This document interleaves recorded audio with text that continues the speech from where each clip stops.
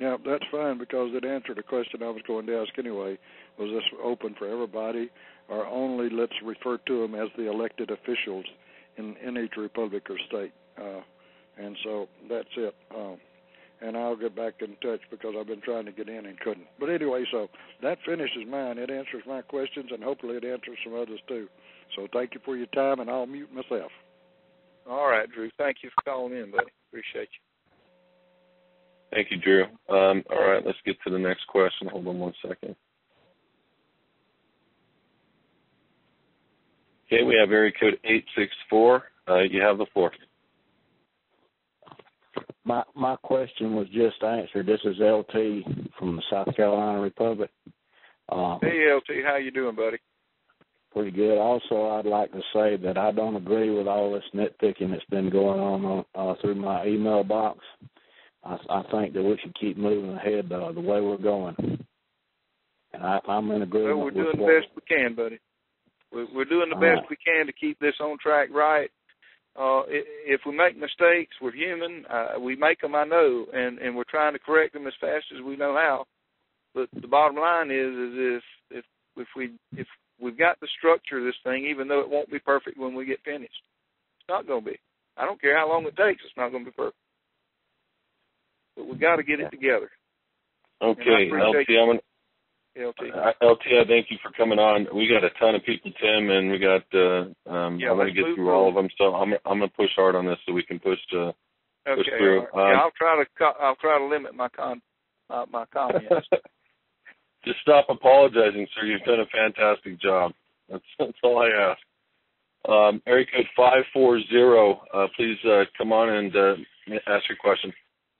Hi, I'm Laura Murphy, Virginia representative. I'm also the recording secretary for the state, and I was given the information to put on one sheet to fax in of everyone, the senators, the governor, and the representatives of their ID and all of that information for you to have. Was that incorrect? Because there's a senator here in my kitchen with me, we didn't receive a database agreement to sign. So is what the database sheet that I have with all of that information and then me just signing it myself as the recording secretary, is that sufficient for our state? No, actually, each person that requires a login now, we switched to a database agreement for several reasons. Mainly, it answers all the questions that we need to get the person set up properly. Secondly, it's a confidentiality agreement for the Republic database, and it allows us to address one by one. And then what we do is we cross-reference that against your permissions. Obviously, if they're a senator, they're going to be able to see senators' data and Republic data. If they are a representative, they're going to be able to see representative data. But if we have a name that we don't see as a representative and we don't know who that is, we're going to reference the list that you sent in against that as a permission to grant that person access to your Republic data. So essentially, we need both. If there is more than just the basically voted delegates or voted statesmen and representatives.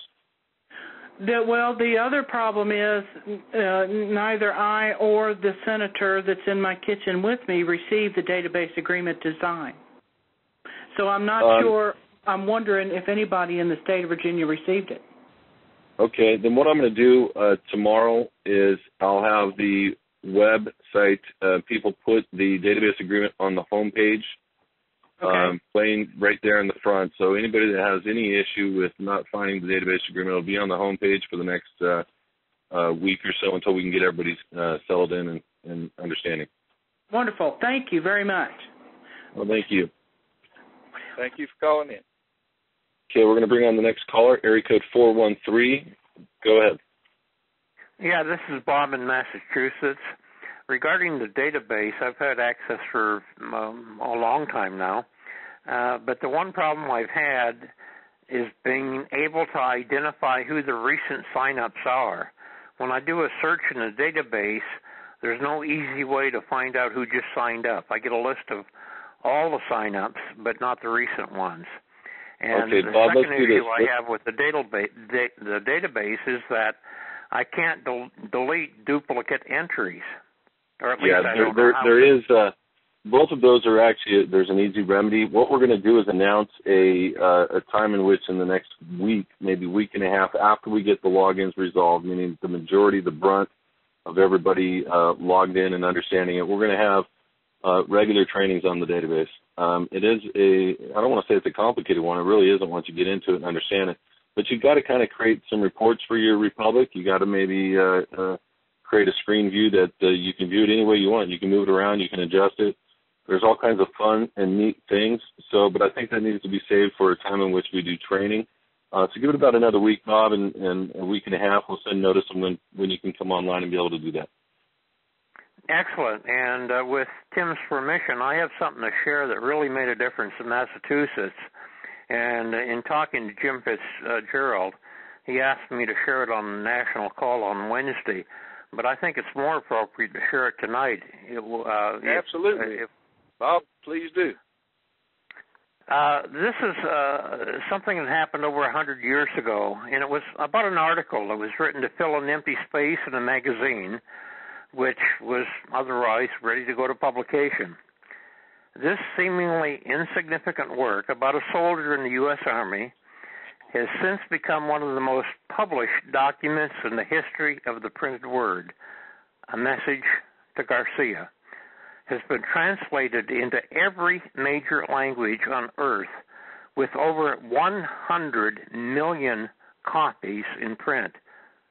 What was the significance of this article which caused such a stir around the world? In 1899, a man by the name of Elbert Hubbard wrote an editorial for a small magazine called The Philistine. Over tea, Hubbard was discussing the Spanish-American War with his family. Everyone had been cheering General Calixto Garcia, the leader of the Cuban rebel forces, as the key to winning the war in Cuba.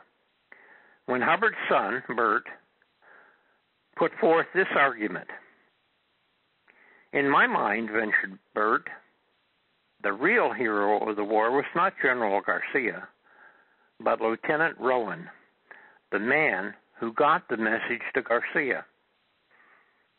His son's words leaped in Hubbard's heart. Hubbard wrote the article, A Message to Garcia, and the edition went to print. He thought little more about it until the magazine began getting requests for reprints of that particular edition. More and more requests for reprints came in until the magazine was literally swamped. Puzzled by the overwhelming number of orders, Hubbard asked why people were interested in that particular copy of the magazine. He was surprised to learn that the demand was for the filler article that he had written about Rowan. Orders came in for 100,000 copies, 500,000 copies, 1,000,000 copies. Eventually, Hubbard was forced to simply grant permission to those who wanted large numbers of reprints because of his limited ability to publish in those quantities.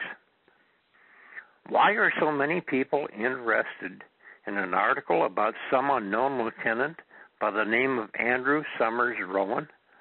The reason is everyone is looking for individuals such as Rowan.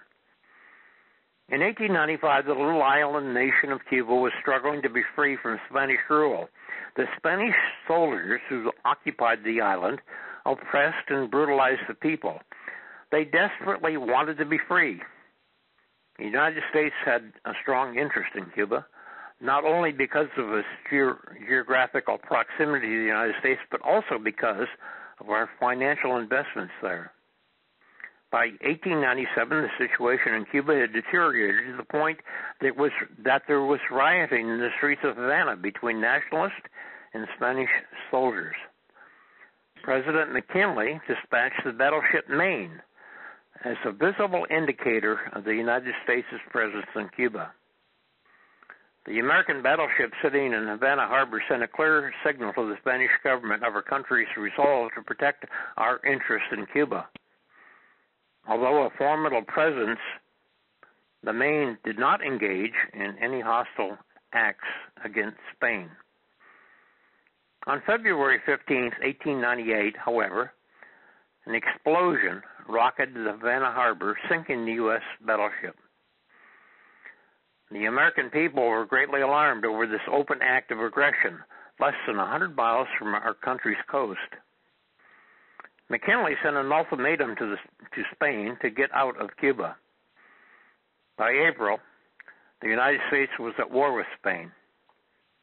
Ultimately, the Spanish-American War proved to liberate not only the nation of Cuba, but the Philippine Islands as well. Just before declaring war, President McKinley was meeting with Colonel Arthur Wagner, head of the Bureau of Military Intelligence for the United States. Where, asked President McKinley, can I find a man who will carry a message to Garcia? Cooperation between the rebel forces in Cuba and the United States was essential to the success of the campaign. It was vital to quickly communicate with the leader of the rebels, General Calixto Garcia, a Cuban-born Creole. General Garcia was somewhere in the mountains of Cuba leading the rebel troops in their fight for independence. He was a hunted man by the Spanish army. No one knew his exact whereabouts. Colonel Wagner did not hesitate in his answer to the president. I have a man, a young officer, Lieutenant Andrew Summers Rowan. If anybody can get a message to Garcia, Rowan can. An hour later, Colonel Wagner stood before Lieutenant Rowan. Young man, said the superior officer, you must carry a message to General Garcia, who will be found somewhere in the eastern part of Cuba. You must plan and act for yourself. The task is yours and yours alone. Colonel Wagner then shook Rowan's hand and repeated, get that message to Garcia. Without asking one question, Rowan left to find Garcia. Rowan delivered the message to Garcia, and the response got back to McKinley without Rowan ever asking, where is he? What does he look like? Who are his contacts? How do I get there? He simply took the orders and did what he was asked to do. Is there a Rowan among us? Is there someone who can get a message to Garcia without having to do interrogation of his senior officer first? Is there someone who can get the job done without needing to have his employer hold his hand until the task is completed? If not, the boss might as well do it himself.